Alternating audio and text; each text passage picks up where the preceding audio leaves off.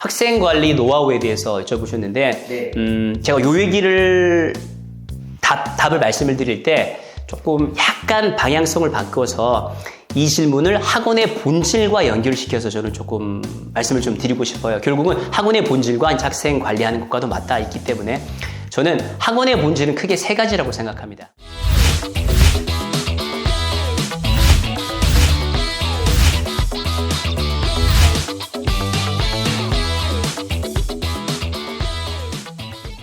그러면 원장님께서 이제 원장이 되기 위해 가장 필요하다고 생각되는 역량이 있을 거라고 좀 생각하는데 있죠. 네. 무엇이라고 생각하시는지 나누시면 감사하겠습니다. 네.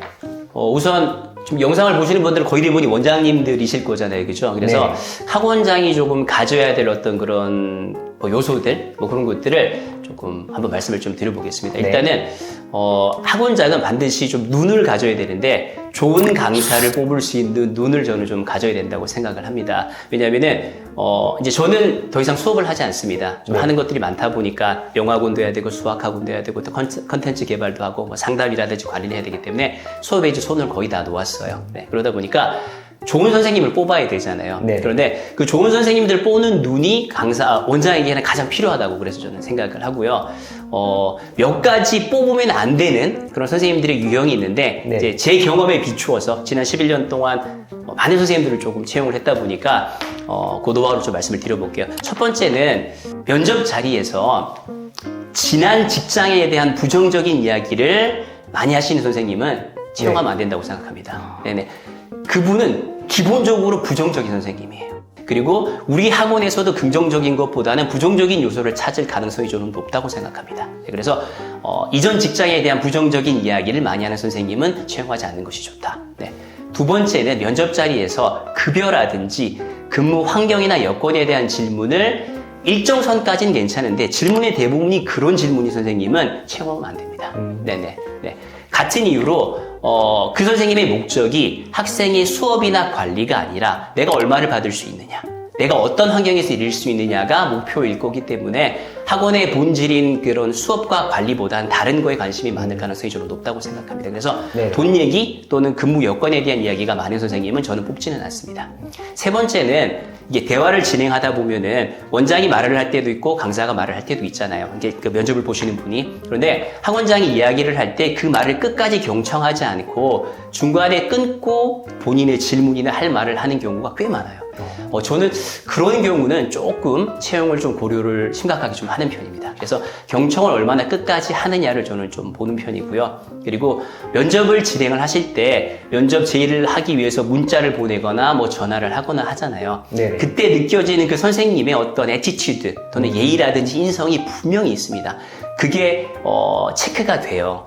그 부분이 안 보이면 이거는 원장 선생님이 조금 문제가 있으신 거예요. 그 정도의 어떤 인성이라든지 예의라든지 태도가 보여지지 않으면은 사람을 볼 수 있는 부분에 있어서 내가 좀 능력을 좀 더 키워야 된다고 저는 생각을 하고요. 네네. 그 과정에서 보여지는 부분에 있어서 조금 태도가 좋지 않다, 매너가 좀 좋지 않다고 하면은 안 뽑는 게 저는 좋다고 생각을 합니다. 첫 번째가 좋은 선생님을 뽑는 눈이었고요. 그리고 학원의 어떤 본질 중에 하나가 학생이 많이 들어와야 되잖아요. 초기 상담이겠죠. 그래서 상담을 등록으로 연결시키는 학원장의 그 지혜로운 입이 저는 필요하다고 보고 있고요. 상담을 진행을 할 때 우리 학원에 대한 자랑만 해서는 저는 안 된다고 생각을 해요. 학부모님에게 적절한 정보와 결과물을 제공을 해야 돼요. 정보라고 하는 것은 입시라든지 또는 현재 영어 교육의 트렌드들, 이제 가르치는 대상에 따라 다를 수가 있겠죠. 그래서 적절한 정보를 주셔야 돼요. 요즘 학부모님들은 다 대학 나오신 분들이고 많이 공부를 하신 어떤 고학력자가 거의 대부분이시란 말이에요. 그래서 내가 알고 있는 것을 부모님도 알 확률이 굉장히 높습니다. 그래서 팩트와 정보의 기반으로 한 그런 상담을 진행을 하셔야 된다고 생각하고요. 당연히 부모님들이 잘 모르시는 어떤 전문성에 기반을 하셔야 되겠죠. 그죠? 그리고 그런 것들을 바탕으로 우리 학원에서 학습을 했을 때 어떤 결과가 나온다라는 가시적인 결과물들을 반드시 보여줘야 된다고 생각합니다.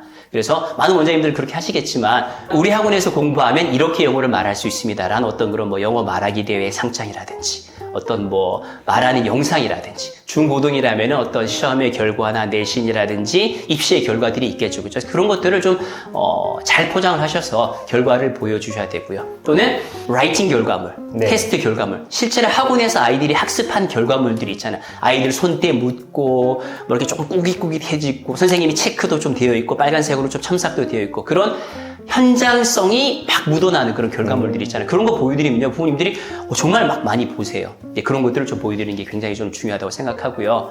그리고 상담 때 좀 스킬인데, 네. 요즘은 부모님이 상담을 하시고 학원을 결정하시진 않으세요. 꼭 자녀에게 공을 많이 넘기고 물어봅니다. 학원 어때? 이 학원 다니고 싶어? 많이 물어보세요. 정말 초등들도 요즘 그렇게 많이 하시더라고요. 그러면은 실제 학습자인 학생의 마음을 잡는 것도 굉장히 중요하겠죠. 자, 초등 아이들은 공부 많이 시키면 좋아하나요? 아주 안 좋아하죠. 특별한 어떤 학군 한두 군데를 제외하고는 그런 것도 마찬가지일 겁니다. 숙제가 너무 많고 공부를 너무 많이 시키는 학원은 아이들이 안 좋아하겠죠. 그래서 네네. 실제로는 그런 것들이 있겠지만 상담 자리에서는 학생이 좋아하는 요소를 반드시 보여줘야 돼요. 학생이 좋아하는 요소는 딱 두 가지입니다. 이벤트, 재미있는 수업.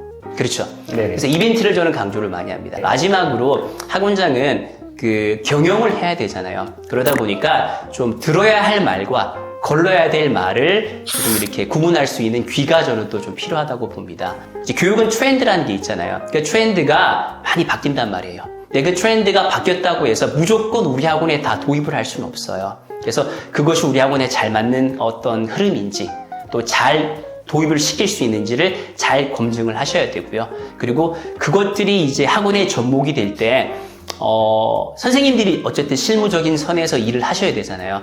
무조건 일을 넣기만 하면 직원의 입장에서는 업무는 많고 근무할 시간은 정해져 있고 스트레스로 밖에 저는 다가가지 않을 거라고 생각합니다. 그래서 네. 지혜롭게 그 업무를 새로운 것들을 넣기 위해서 어떤 업무들을 좀 정리를 해준다든지 또는 시간을 어떻게 마련을 해준다든지 그리고 그 업무를 실제로 실행을 하기 위해서 어떤 매뉴얼이라든지 자세한 어떤 그런 시스템을 만들어내는 것들이 이제 학원장의 어떤 또 중요한 역할이겠죠. 그렇죠? 그래서 해야 될 것과 하지 말아야 될 걸 잘 걸러서 잘 정착시키는 게 학원의 어떤 능력이라고 보고요. 마지막으로 어떤 그 마인드셋인데요. 네. 좀 학원장은 초월한 마음을 좀 가져야 된다고 생각을 합니다. 이제 요런 거죠. 월급 받고 일하는 선생님이 저 정도 일하면 정말 잘하고 있는 거야. 요런 마인드. 네네네. 아니, 학생이 모르고 말 안 듣는 건 당연한 거지.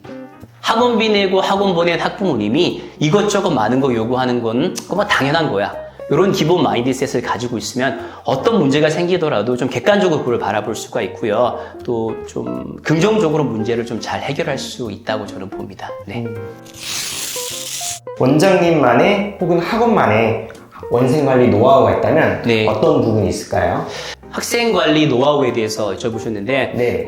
제가 요 얘기를 답을 말씀을 드릴 때 조금 약간 방향성을 바꿔서 이 질문을 학원의 본질과 연결시켜서 저는 조금 말씀을 좀 드리고 싶어요. 결국은 학원의 본질과 학생 관리하는 것과도 맞닿아 있기 때문에 저는 학원의 본질은 크게 세 가지라고 생각합니다. 첫 번째는 교수 학습이죠. 두 번째는 관리. 이 관리에는 학생 관리, 학부모 관리, 강사 관리가 포함이 되어 있겠죠. 그리고 소통이라고 하면 학생이나 주로 학부모와 소통이겠죠. 그렇죠? 그래서 이 세 가지 학습, 관리, 소통이 뭐 어떤 학원이든지 그게 영어든 수학이든 상관없이 학원의 본질이라고 생각하고요.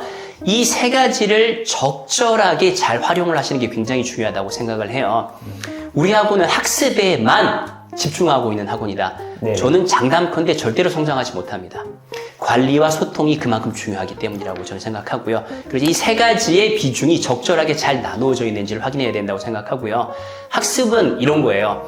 학습이라고 생각했을 때 강사가 중심이 되면 절대로 되지 않습니다. 학습의 중심과 본질은 학생이겠죠. 네. 그래서 그 수업이 선생님 중심으로 그 수업을 장악하는 게 선생님이라면 저는 그 수업은 효과적인 수업이 아니라고 생각을 합니다. 수업의 주체가 학생이 되어서 특히 초등 같은 경우는 말하기 수업을 한다고 칠게요. 말하기 수업을 하는데 아까도 말씀드렸잖아요. 원어민 수업에 선생님이 계속 말을 많이 해요. 그 수업에서 스피킹의 효과가 있을까요? 아니죠. 학생이 참여를 많이 해야 된단 말이에요. 다른 수업도 마찬가지라고 생각해요. 요즘 학습의 트렌드가 거꾸로 학습, 뭐 flip learning 이렇게 해서 학생이 주체가 돼서 막 설명하는 것들이 교육의 트렌드잖아요. 네. 영어도 마찬가지라고 생각합니다. 학습의 수업의 중심이 학생이 되어서 학생 참여도가 절반 이상이 되는 수업이 저는 굉장히 좋은 수업이라고 생각합니다. 학습을 말씀드렸고요. 두 번째는 이제 관리겠죠. 학생 관리는 아까 말씀드렸지만 학생이 즐거워야 돼요. 관리를 다른 말로 저는 조금 바꾸면은 만족도라고 생각을 합니다. 학생의 만족도, 네. 학부모의 만족도, 선생님의 만족도가 높은 게 관리의 포인트라고 저는 생각을 해요. 그래서 학생의 만족도를 높이기 위해서는 아까 말씀드렸던 두 가지, 재미가 있어야 되고, 그러다 보니까 이벤트라든지 좀 재미있는 요소들이 많이 있어야 된다고 저는 생각하고요. 부모님의 만족도가 높아지려면은 앞서 말씀드린 것처럼 너무 많은 부담도 안 되고요. 또 그렇다고 너무 안 시키는 분위기로 가서는 안 되겠죠. 그 적절한 학습량을 잘 찾으셔야 되고요. 숙제 같은 경우도 이런 거예요.